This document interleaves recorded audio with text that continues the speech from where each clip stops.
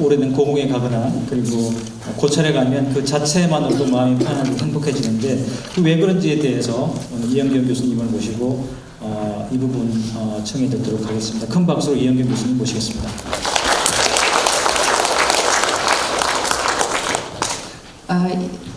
저기 처음 뵙겠습니다. 이영경입니다. 시간이 많이 늘어져서 저는 정확하게 4시까지 끝내드리도록 하겠습니다. 그래서 빠른 속도로 빨리빨리 짚어가면서 말씀드리겠습니다. 다소 드라이하고 거칠 수 있으니까 그렇게 알아두시면 되겠습니다. 제가 말씀드릴 내용은 이렇게 되어 있습니다. 보시고요. 처음부터 이제 경관치유가 뭐냐에 대해서 말씀을 드리겠습니다. 그래서 경관치유의 정의, 그 다음에 경관치유가 되는 학문 분야가 두 가지가 있습니다. 하나는 조경, 하나는 지리학입니다. 간단하게 이해를 하셔야지만 그걸 하게 되는데요. 첫 번째 파트를 제 말씀을 잘 들으실 적에 이 모든 거를 사찰과 연관해서 생각하시는 걸 한번 해보시는 게 매우 다음에도 유용할 거라 생각을 합니다. 경관치유라는 거는요, 여기서 경관부터 말씀드리겠습니다. 경관은 뭐냐면 환경에 보이는 특성입니다. 그래서 우리가 시각적인 것, 보이는 환경이라고 부르는 게 경관입니다. 비슷한 말로 경치, 풍경 이런 게 있는데요. 학문적인 걸로 경관이라고 부릅니다. 경관치유라는 말은요, 1979년에 처음으로 생겼습니다. 조경 분야에 어릭이라는 사람이 있는데요. 매우 유명한 사람입니다. 이 사람이 리서치를 하면 미국 전국 방송이 와서 인터뷰를 하는 굉장한 사람입니다. 저희 그 박사 논문의 커미티 멤버 중에 한 분이었습니다. 이분이 경관치유라는 걸 처음 내려보냈는데요. 경관치유가 뭐냐 하면 이겁니다. 환경이 시각적으로 특별한 어떤 것을 갖추고 있을 때, 그래서 중요한 게 뭐냐면 그 특별한 어떤 것이 중요합니다. 그것을 갖추고 있을 때 그 환경에서 아무것도 안 해도 됩니다. 아무것도 안 하셔도 돼요. 명상 안 하셔도 되고요. 아무것도 안 하고 바라만 봐도 되는 겁니다. 바라만 봐도 치유가 발생한다 하는 겁니다. 그래서 여기서 이제 가장 중요한 게 뭐냐면 과연 어떤 특질이 그런 특질이냐 하는 겁니다. 두 번째는 뭐냐면 그렇다면 경관치유라는 게 어떤 과정으로 발생하느냐 하는 게 중요하고요. 세 번째는 뭐냐면 그래서 뭐가 어떻다는 거냐, 과연 그게 우리한테 도움이 되는 거냐. 이게 조경 분야에서 지금까지 79년 이후부터 계속해서 연구됐던 그런 연구 내용입니다. 그 경관치유를 만들어내는 경관을 치유경관이라고 하는데요. 조경학에서는 그 치유경관을 Restorative Landscape라고 부릅니다. 여기서 Restorative라는 말이 뭐냐면 회복의 복구회라는 뜻입니다. 그러니까 여기서 하나 이제 좀 짚고 들어가셔야 될 게 뭐냐면은 조경에서는 스트레스를 굉장히 중요하게 생각합니다. 그래서 경관치유는 스트레스로부터의 회복이 조경학에서는 굉장히 중요한 거다라는 겁니다. 근데 이런 경관치유가 93년에 오면서 조금 확대됩니다. 지리학 분야에서 확대되는데요. 제슬러라는 분이 있습니다. 그분이 여기에 이제 지리학에 처음 하신 분인데 여기서는 그 치유를 유발하는 치유 경관을 therapeutic landscape라는 말로 합니다. 여기서 therapeutic이라는 건 뭐냐면 치료에 힘이 있는 치료예라는 뜻입니다. 여기는 치료가 훨씬 더 중요해집니다. 그렇기 때문에 연구 대상이 신체적인 치료, 정신적인 복지, 영적인 충만입니다. 한 가지 여기서 짚고 나갈 게 뭐냐면은 영적인 충만이라는 게 지리학에서 굉장히 중요한 개념으로 대두됐다 하는 겁니다. 따라서 조경학은 사실은 뭐냐 하면은 우리가 뭘 만들고 관리하는 게 우리 학문의 목적입니다. 그래서 우리는 물리적 특질만 굉장히 중요하게 생각하는 경향이 있는데요. 지리학은 그렇지 않기 때문에 물리적 특질을 더하기 배경이 되는 환경적 특성, 상황, 고유성, 상징적 의미, 사회적 특질을 전부 다 다릅니다. 여기까지 좀 아시고 들어가고요. 이제부터 천천히 조경학에서 경관치유 연구에서 어떠한 주요 개념이 있느냐 하는 것을 말씀드리는데요. 이걸 들으실 때 전통 사찰과 관련해서 좀 들으시는 게 굉장히 도움이 되리라 생각을 합니다. 치유 특질이라는 게 뭐냐면은 경관치유를 유발하는 경관의 특질입니다. 지금까지 한 40년 동안 조경학에서 이 학문 분야에서 나온 결과를 보면 자연적인 경관, 그 다음에 아름다운 경관, 매력 있는 경관, 평화로운 경관, 이것이 경관치유를 유발하는 가장 중요한 겁니다. 그 중에서 자연성이 제일 중요합니다. 자연적인 게. 이게 이런 자연경관이 어떤 거냐 하고 이제 경관의 종류가 나왔는데요. 공원, 산림, 강, 해변, 숲, 사찰림, 그 다음에 고지대 경관이 전부 포함이 됩니다. 왜 이렇게 자연이 중요하느냐 하는 건 두 가지 관점에서 이해할 수가 있습니다. 첫 번째는 진화적 관점, 두 번째는 문화적 관점입니다. 진화적 관점을 짧게 말씀드리면 저희가 인간의 진화가 만약에 12시간 동안 진행됐다면 11시간 58분을 저희는 자연경관에 있었습니다. 그래서 나머지 2분만 인공경관에 있는 거죠. 이 말은 뭐냐 하면은 사람은 자연에서 진화가 됐고 사람의 모든 기관은 자연에서 진화됐기 때문에 정보 처리 기관도 자연에 가장 합당하다는 겁니다. 그래서 현재의 도시경관이 사실은 보는 것만 해도 우리한테 굉장히 문제가 되는 경관입니다. 따라서 모든 현대 안에서 도시인들은 자연에 가면 그 자체로 치유가 되고 스트레스가 없어진다는 이론이 진화적 관점입니다. 문화적 관점은 뭐냐 하면은 모든 문명은 숲과 물과 그런 것들이 가장 좋은 데서 성립이 됐어요. 그러다가 언제 멸망을 하냐면 숲이 다 써졌을 때 멸망을 합니다. 따라서 모든 문화에서는 숲이 좋다라는 생각이 있습니다. 숲에 대한 동경 그런 게 깔려 있죠. 그래서 그런 문화적 학습의 결과로 자연에 대해 사람들이 무조건 좋아하는 경향이 있다 하는 게 이 두 가지의 관점입니다. 자연경관이 사람들한테 어떤 치유효과가 있느냐 하는 게 40년 동안 계속해서 우리들이 실험을 해봤는데요. 다양한 사회 집단에서 굉장히 여러 가지 문화 집단에서 공통적으로 발견된 바 있습니다. 그렇다면 우리가 이렇게 경관 치유가 일어나는 과정을 어떻게 설명하느냐? 조경학에서는 두 가지 이론이 있습니다. 첫 번째는 스트레스 회복 이론이라는 게 있고요. 하나는 집중력 회복 이론이라는 게 있습니다. 아까 말씀드린 것처럼 조경학의 경관치유에서는 어릭이라는 사람이 아주 거장입니다. 그분이 1983년에 만든 이론이 스트레스 회복 이론입니다. 이분은 진화론에 굉장히 집중을 하고 있기 때문에 진화론적인 차원에서 이거를 해석하려고 해요.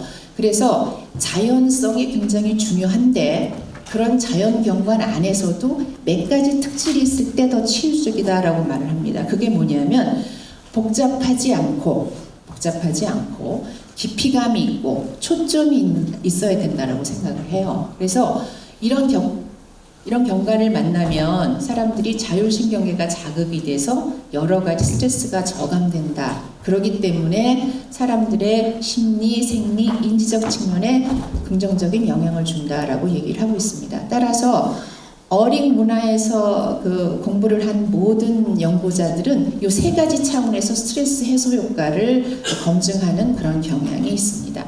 두 번째는 뭐냐 하면은 케플렌이라는 사람이 1989년에 만든 이론입니다. 아까 어릭의 이론은 심리, 생리, 인지에 전부 다 집중을 하는데요. 케플렌은 인지적 측면만 강조를 하고 있습니다. 이 이론의 핵심만 말씀드리자면 뭐냐 하면은 사람들이 왜 스트레스를 받느냐 그거는 너무나 과도하게 집중력을 요구받고 있다라는 거기 때문입니다. 지금 제가 하는 말씀이 굉장히 집중을 해야 되면 매우 스트레스를 받으실 거예요. 그렇지 않으면 스트레스가 안 받습니다. 그래서 그렇게 과도하게 집중을 요하는 이것 때문에 스트레스를 받고 필요하다. 그거를 해소시키는 경관이 어떤 거냐 하는 게 케플렌의 이론입니다.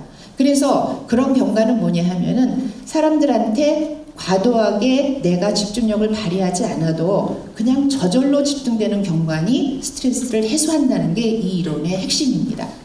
그래서 치유라는 걸 보면 오른쪽에 보면은 의도된 집중력이 사라져야지만 치유가 발생을 하는 겁니다. 그래서 그렇게 에너지 소모가 동반하지 않는 편안한 집중력이 발생되는 경관이 가장 경관 치유를 유발한다 하는 게 여기에 핵심이고요. 그런 특질을 네 가지로 말하고 있습니다. 맨 끝에 보면 네 가지 특질이 나오는데요. 매력 있는 것, 탈출감이 느껴지는 것, 공간감이 있는 것, 그 다음에 적합한 것, 거기에 자연성, 아름다운 장소성과 상징성이 같이 있어야 된다 하는 겁니다. 짧게 말씀드리겠습니다. 탈출감이라는 게 뭐냐면은 일상으로부터 떨어져 있는 겁니다. 거리감. 그게 정신적인 거기도 하고 물리적인 거기도 합니다. 공간감은 뭐냐면 넉넉한 겁니다. 내가 들어가서 활동하기에 넉넉한 공간. 그러면서도 왜 그렇지 않습니까? 여기에 사람이 너무 많으면 좀 복잡해 보이잖아요. 근데 사람이 없어지면은 덜 복잡해 보이지 않습니까? 그런 것처럼 같은 공간이라도 여기에 들어있는 요소들이 서로 조화를 이루면 별로 복잡해 보이지 않습니다. 따라서 공간감을 이루는 것 중에 가장 중요한 것 중에 하나가 뭐냐면 이 안에 있는 시각적 특질들이 서로 조화되는 겁니다. 그래서 그게 뭐냐면 연결성이라는 겁니다. 그 다음에 경관의 매력입니다. 경관치유에서 굉장히 중요한 게 매력입니다. 왜냐하면 집중해야 되기 때문에 그렇습니다. 그러니까 예를 들면 이런 거죠. 여기 갑자기 제가 장동건을 굉장히 잘생겼다고 생각을 하는데요. 장동건이 오면 우리 모두 장동건을 바라봅니다. 보지 말라고 해도 장동건을 바라봐요. 왜냐하면 매력이기 때문에 그럽니다. 경관도 매력 있어야 바라봅니다. 근데 여기서 중요한 게 뭐냐 하면은 매력이 너무 많으면 안 된다는 거죠. 조금 이따 말씀드리겠지만 경관치유의 핵심은 뭐냐면 자기 성찰입니다. 치유는 성찰이 되지 않으면 치유가 아니기 때문에 너무 이뻐 혹은 너무 잘생겼어. 그러면 상대방은 또 홀려갖고 자기로 내면으로 돌아오질 않아요. 그래서 여기서 가장 중요한 게 뭐냐면 매력은 있으나 너무 강하지 않은 매력을 가진 경관입니다. 그래야지만 좋다는 거죠. 마지막 적합성은 뭐냐면은 내가 어느 환경에 들어가면 거기서 내가 할 일이 있습니다. 각자 목적이 있죠. 근데 그 목적을 잘 해결해주는 경관이 편안하지 않겠습니까? 그래서 치유가 발생한다는 겁니다. 그렇다면 이런 모든 것들이 치유를 발생시키는데 치유가 어떤 과정을 통해서 발생하느냐 하는 게 굉장히 중요해요. 이게 이론의 총체인데요. 첫 번째 단계가 뭐냐면 우선 집중을 해야 됩니다. 그 경관에. 그러면 여기 혼란스러운 게 싹 사그라들지 않겠습니까? 첫 번째 단계입니다. 두 번째는 뭐냐 하면은 내가 그렇게 멍 때리고 뭘 쳐다보면 이렇게 멍 때리고 쳐다보는 것 자체가 고갈된 집중력을 재충전시키게 됩니다. 두 번째 단계고요. 세 번째는 뭐냐면 그렇게 되면 비로소 내 문제를 바라보는 겁니다. 바라보고 난 다음에 그다음에 네 번째는 뭐냐면 그 다음부터는 내가 왜 사나? 내가 왜 이렇게 난리를 칠까? 그게 뭐냐면 네 번째 단계라고 얘기를 하면서 자기 성찰이라고 부르는 단계입니다. 여기서 주요하게 우리가 생각해야 될 게 뭐냐 하면 이제 앞으로 얘기할 거와 맞물려지는 건데요. 경관치유에서 가장 중요한 건 자기 성찰이다 하는 거를 이제 핵심으로 갖고 가셔야 되는 겁니다. 그래서 세 번째는 뭐냐면 그렇다면 경관치유가 인간의 어떤 측면에 영향을 미치는가? 앞에 말씀하신 두 분의 말씀에 따르면 경관치유는 사람들의 생리, 심리, 그 다음에는 인지력에 영향을 미칩니다. 이제 지리학 분야에서는 이제 어떻게 되느냐? 지금까지 말씀드린 건 제가 있는 조경학 분야고요. 지리학 분야에서는 치유 경관의 특질을 네 가지로 얘기를 합니다. 첫 번째는 뭐냐면 일상에서 멀리 떨어져 있고 그 다음에는 평온하고 아름답고 자연적이고 마지막 한 가지를 더합니다. 장속성과 상징성이 있다는 것. 사실은 이 부분이 지리학의 가장 큰 역할이고 기능이 있습니다. 그래서 이 지리학에서는 자연적인 경관은 치유를 유발하고 발생시키고 장소성과 상징성이 있는 경관은 장소의 애착을 만들면서 사람들한테 내가 일상과는 떨어져 있기 때문에 매우 치유가 발생하고 있다라는 생각을 하게 만든다는 거죠. 그 부분이 굉장히 중요하고요. 그래서 치유 경관의 종류가 이렇게 네 가지 종류로 나왔습니다. 그 중에서 우리가 지금부터 집중해야 될 게 뭐냐 하면은 영성이나 장소성, 상징성이 있는 경관입니다. 왜냐하면 이게 전통사찰이기 때문에 그렇습니다. 여기서 지리학에서는 아주 솔직히 얘기를 하고 있는데요. 치유를 향상시키는 요소가 안정감, 아름다움, 성스러운 분위기도 있다라고 얘기를 합니다. 그래서 영성이나 상징성과 장소성을 짧게 말씀드리겠습니다. 제슬러한테 있어서, 제슬러의 치유 경관에 있어서 영성은 핵심입니다. 그래서 순례지역과 순례길에 관해서 많은 연구를 했어요. 그리고 난 다음에 여기서 하는 말이 중요한 게 뭐냐면 순례지역의 치유 효과를 향상시키는데 굉장히 중요한 요소가 뭐냐라는 말을 했는데 그게 뭐냐면요. 종교적인 소속감, 고요함, 물의 존재, 치유활동입니다.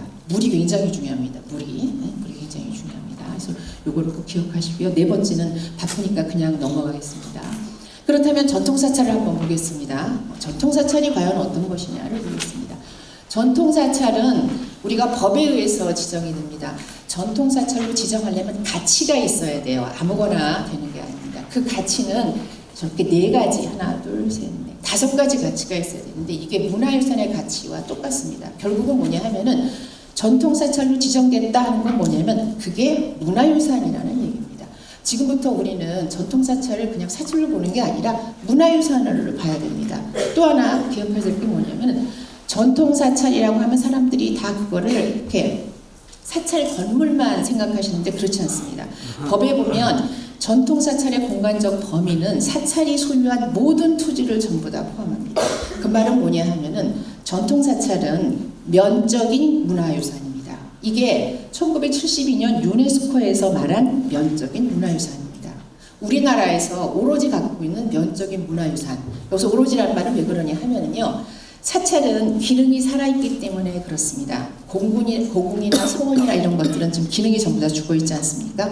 하지만 사찰은 기능이 살아있기 때문에 살아있는 문화유산, 면적인 문화유산으로서 굉장히 중요한 우리의 자원이라는 걸 기억을 하시고 가야 됩니다.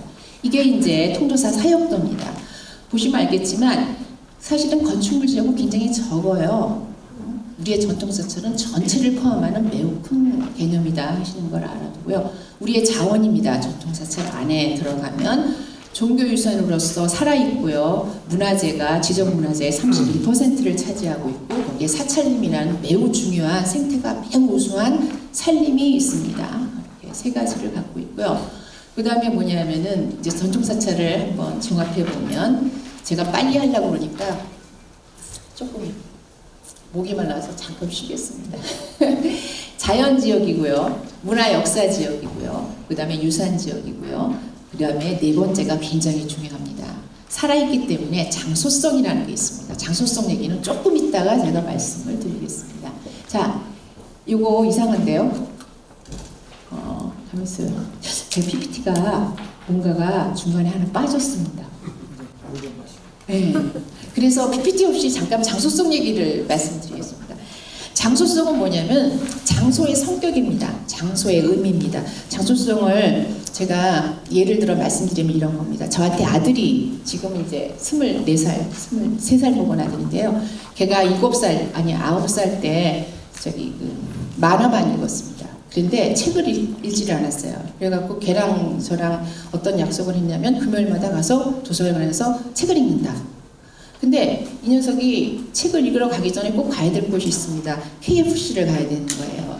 저희가 해운대 사시는 분은 아시겠지만 해운대 옛날 도서관 바로 맞은편에 스펀지라는 데가 있었는데요. 거기가 2층에 KFC가 옛날에 있었어요.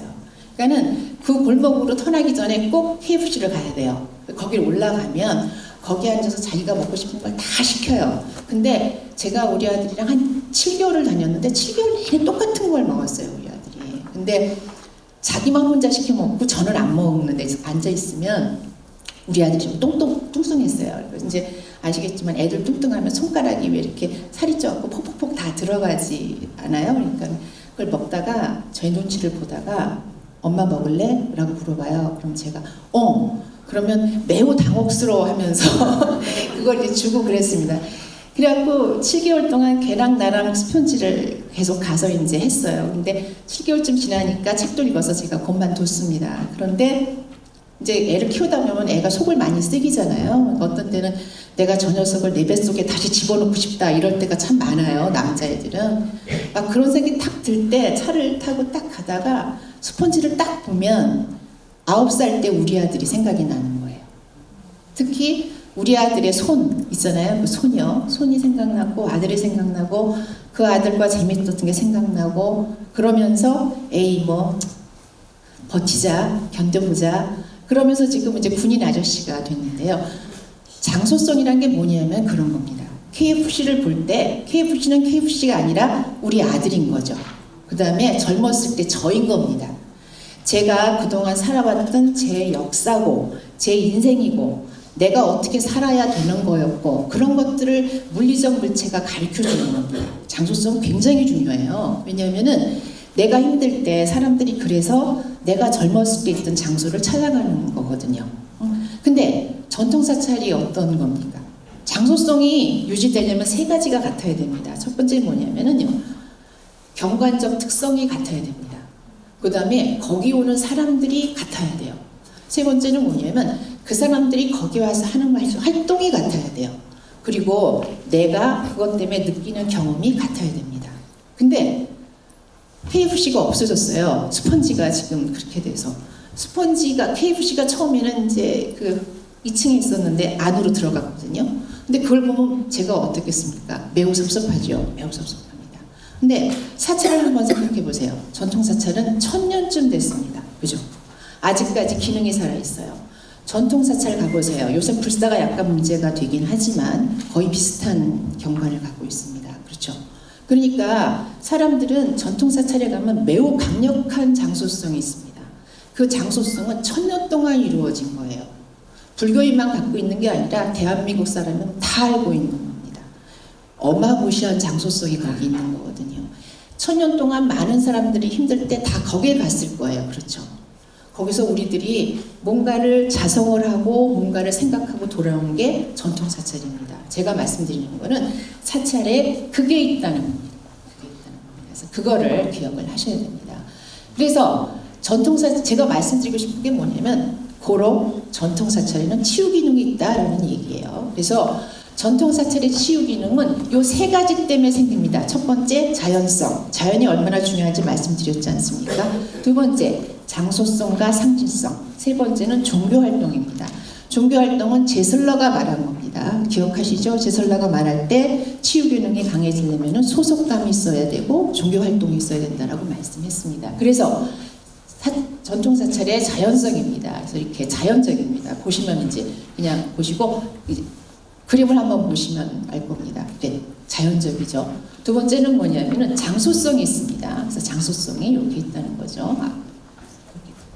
이게 뭐냐면 신라문화원에서 저희 경주에 있는 신라문화원에서 저희처럼 이제 60, 50 먹은 사람들한테 추억의 수학여행이라는 거를 합니다. 오면은 이렇게 옛날에 교복 입고 찍었던 걸 저러고 찍어요. 그러면 사람들 저 매우 인기 있습니다. 저 사람들이 왔을 때 자기의 고등학교 시절을 생각을 하는 겁니다. 사찰은 거기 있으면서 사람들한테 저런 의미를 갖고 있는 겁니다. 그 다음에는 이렇게 가서 불교인이 아니래도 영적인 수행을 할 수 있는 그런 상징성을 갖고 있습니다. 세 번째는 뭐냐 하면은 이제 영적 활동인데요. 종교인한테만 이제 적용되는 겁니다. 그래서 중요한 게 성스러운 분위기, 고요함, 안정감 이런 겁니다. 이런 거죠. 이렇게 계속해서 종교 활동이 일어났던 그런 장소입니다. 얼마나 아름답습니까? 근데 아름다운데 그렇게 홀릴 정도는 아니죠. 자기 자성도 일어납니다. 그래서 적정한 매력이 있고 아름답고 자연적이고 상징성이 있고 전통 사찰은 이렇게 치유 기능이 굉장한 곳입니다. 그래서 바라만 봐도 괜찮은 거죠. 문제는 중요한 게 뭐냐면 이거를 우리가 잘 보존해야 된다는 점입니다. 제가 빠르게 말씀드리겠습니다. 근데 이렇게 말만 하면 되느냐? 안 되죠. 그래서 제가 하는 실험 연구를 살짝 말씀드리겠습니다. 제가 한 건데요. 제가 궁금했던 게 과연 자연경관이 사람들한테 진짜 치유 기능이 있느냐, 그리고 그것들이 학생들이 아니라 근로자한테 치유 기능이 있느냐 하는 걸 알아보고 싶었습니다. 그래서 그냥 쭉 읽어보시면 되고요. 그래서 연구 가설을 설정을 했고요. 연구 참여자가 누구냐 하면은 경상남도 울주군청에 근무하는 사무직 근로자 120명을 섭외해서 연구 참여자로 들어왔고요. 이렇게 했습니다. 처음에 스트레스를 유발하고 그다음에 나눠서 한쪽 사람한테는 자연경관 보여주고 한쪽 사람한테 인공공간 보여주고 측정을 했습니다. 말씀드리겠습니다. 이제 제가 쓴 경관입니다. 자연경관, 도시경관입니다. 이걸 그냥 제가 한 게 아니라요. 이게 300명한테 계속해서 와갖고 300명 중에서 사람들이 가장 자연적이라고 생각하는 거 뽑은 게 해인사 계곡 경관이었습니다. 제가 그냥 임의로 한 게 아니고요. 이게 사람들이 뽑은 거고요. 요 경관과 가장 경관 구조가 비슷한 도시경관을 찾아내서 몇 개를 찍은 다음에 사람들한테 가장 전형적인 도시경관이 뭐냐라고 물어봐서 한 경관입니다. 그래서 이 두 개를 사용을 했습니다. 측정을 세 가지를 했습니다. 심리 측정, 생리 측정, 인지 측정을 했습니다. 생리 측정은 심박 시간 계산했고요. 피부 돌출 저희가 측정을 했고요. 실험 절차는 이렇습니다. 쭉 오면 사람들 처음에 오면 설명하고 앉아서 센서 부착하고 그다음에는 뭐 했냐면요. 저기 산수 계산 시켰습니다. 산수 계산은 뭐냐면은 이제 제가 100명 고등학생 100명 가지고 변별력 있는 25개 암산할 수 있는 문제를 만들어서 시켜가지고 하고 그리고 난 다음에 스트레스 유발하는 걸 봤습니다. 저희 지도 교수가 미국에 있을 때 한 건데요. 여기 인공 골반 수술하는 건데 사람들이 그거 보면 매우 스트레스 받습니다. 그래서 그거 보여주고 병간 나눠주고 그다음에 쭉 측정을 했습니다. 그래서 이제 결과입니다. 빠르게 가겠습니다.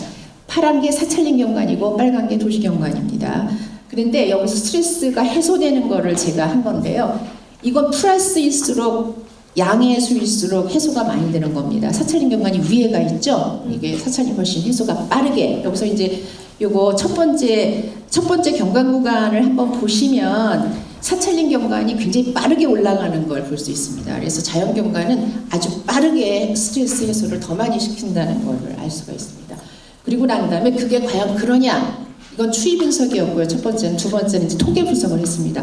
보면 첫 번째 표에 보면 유의 확률이 0.000로 돼 있는 게 정말로 영향을 미치는 건데요. 경관, 성별, 시간 구간이 영향을 미칩니다. 경관을 보면 사찰령 경관, 도시 경관 차이가 난다는 걸 보여주는 건데요. 사찰령 경관이 1.8이 나오고 도시가 1.04가 나왔다는 얘기 뭐냐면 그만큼 스트레스가 많이 해소가 됐다는 걸 말씀을 드리는 겁니다. 심박 시간입니다. 심박 시간은 거꾸로 돼 있어요. 그래서 마이너스가 클수록 해소가 많이 된 겁니다. 보면 알겠지만 사찰린 경관이 밑에 가 있죠. 그래서 그게 더 많이 된 거고요. 아까 말씀하신 것처럼 0.05보다 작은 거 경관이 정말 영향을 주기 때문에 저쪽으로 가면 도시 경관보다 사찰린 경관이 마이너스가 더 많죠. 그래서 더 많이 해소됐다는 걸 보여주는 겁니다. 요거는 심리 요인입니다. 심리 요인도 여기 보고 있으면은 이제 유의 확률이 전부 다 나와서 경관의 유의 확률이 0.05보다 작기 때문에 경관에 영향을 미친다는 거고요. 그래서 보고 있으면은 쭉 보고 있으면 사찰린 경관이 도시 경관보다 사람들한테 심리적으로 훨씬 더 긍정적이다라는 걸 보여주는 겁니다. 인지 수행은 산수 계산한 결과입니다. 보면 알겠지만 경관도 유의 확률이 있고 경관과 성별이 유의 확률이 있습니다. 이 말은 뭐냐면은 경관이 사람들한테 영향을 미치긴 하나 성별에 따라 다르다는 얘기를 말을 하는 겁니다. 따로 계산을 했습니다. 보면 알겠지만 맨 밑에 표를 한번 보세요. 오른쪽에 남자가 여자보다 훨씬 더 영향을 많이 받는다는 걸 보여주는 결과입니다. 그리고 난 다음에 두 번째는 뭐냐면 첫 번째 지금까지 말씀드린 거는 자연경관이 정말 사람들한테 좋은 치유 기능이 있다는 걸 보여주는 거고요. 두 번째는 전통경관이 사람들한테 치유 경관이 있다는 걸 보여주는 겁니다. 이건 미국 사람들을 데리고 제가 한 겁니다. 126명을 데리고 했는데요.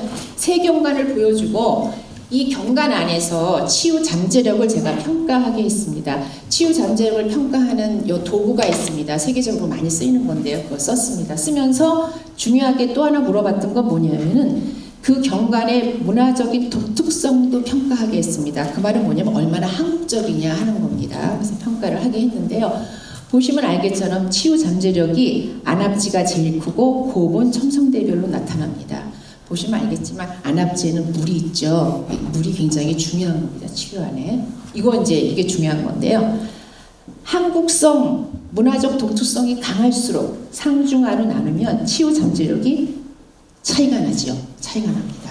그리고 이게 통계적으로도 차이가 굉장히 큽니다. F값이 53.8이건데 굉장히 크게 나타나는 거거든요. 그래서 이 말은 뭐를 하냐면은 외국인이 보기에 그 경관이 한국적으로 보인다라고 하면 치유 잠재력이 커진다는 얘기를 하고 있는 거죠. 간접적으로 전통 사찰이 굉장히 치유 잠재력이 높다는 걸 보여주는 겁니다. 그래서 저희 조경 분야는 이렇게 해서 끝낸다가 아니라 이걸 갖고 어떻게 할 것이냐가 사실은 더 중요한 겁니다. 제가 드리고 싶은 말씀은 전통 사찰을 잘 보존해야 된다라는 말인데요. 이 네 가지를 하셔야 됩니다. 그래서 가치를 정말 제대로 파악하시고 그 중에서 종교 가치를 더 많이 보존하셔야 되고 그다음엔 문화경관 보존하셔야 되고 그러기 위해서는 사찰에서는 스스로 불사를 잘 하셔야 되고 정부는 그렇게 하기 위한 보조를 잘 해야 되고 네 번째는 뭐냐면 지속적으로 연구하고 모든 국민들한테 이거를 잘 홍보해야 된다는 겁니다. 구체적인 내용은 그것을 읽어보시면 될 것 같습니다. 빨리 5분 제가 더 많이 썼습니다. 끝내겠습니다. 감사합니다.